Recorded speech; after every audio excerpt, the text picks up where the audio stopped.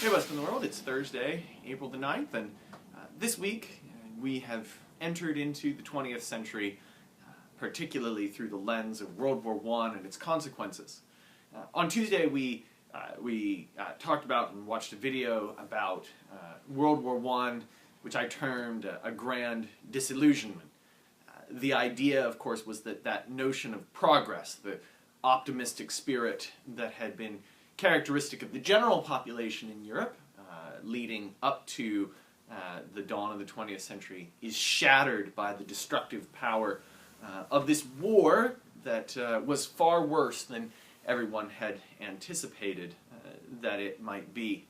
So as you go back and review and think about World War I, there's a few things that you want to be able to do. One is to describe the causes of the war, to be able to talk about the contributions of nationalism and a militaristic spirit, as well as the immediate effects of those alliances and how that played into the response to the assassination of Archduke Franz Ferdinand.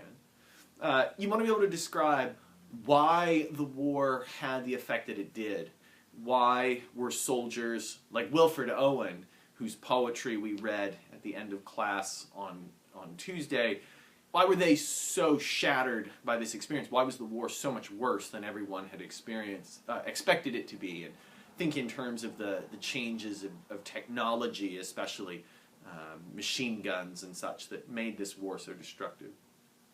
And then today we really focused on the sort of consequences of the war, how the Treaty of Versailles, with its sort of anti-nationalist agenda and humiliation of the German state, helped set the stage for the rise of Adolf Hitler and eventually the coming of World War II. Today in class we looked at some of the wider context of changes in those interwar years, the rise of the Soviet Union and the overthrow of the czars, the rise of a Marxist ideological state under Lenin and then Stalin. We also talked about the rise of the women's rights movement and voting rights, and the experience of the Great Depression and the return of a particularly vicious kind of anti-Semitic spirit.